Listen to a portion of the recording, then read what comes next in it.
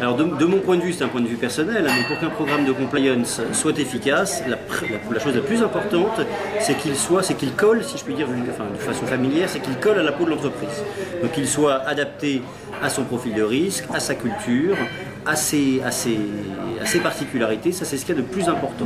Si vous voulez, l'autorité de la concurrence n'est pas du tout dans une démarche qui consiste à dire pour que le programme fonctionne, il faudrait qu'il y ait ci, ça. On n'est pas du tout dans une approche de checklist. De notre point de vue, il faut que ce soit quelque chose qui soit adapté à l'entreprise, à ses difficultés, à ses risques. Ça, c'est la première chose. La seconde, c'est qu'il faut qu'il soit mis en œuvre de façon efficace. Un programme de compliance a beau être très complet sur le papier, s'il n'est pas, s'il n'est pas approprié par le management, par les commerciaux, par les avocats et les juristes ou les conseils économiques ou juridiques extérieurs de l'entreprise, ça ne marchera pas. Donc ce qu'il faut, c'est qu'il vive, c'est que l'entreprise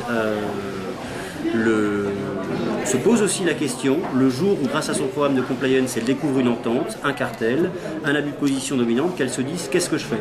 Évidemment, si l'entreprise qui a un très beau programme de compliance, quand elle se trouve dans cette situation compliquée, met l'entente sous le tapis, alors nous considérons en tant qu'autorité que le programme en réalité ne marche pas. Il faut après le courage pour l'entreprise de se poser la question suivante, est-ce que je vais voir l'autorité, est-ce que je vais dénoncer le programme, quels sont les risques que je prends en ce faisant, quels sont les bénéfices que je peux en tirer, mais à mon avis c'est très important que l'entreprise se pose cette question-là quand les choses malheureusement tournent moins bien et qu'elle découvre grâce à son programme qu'elle a commis une infraction.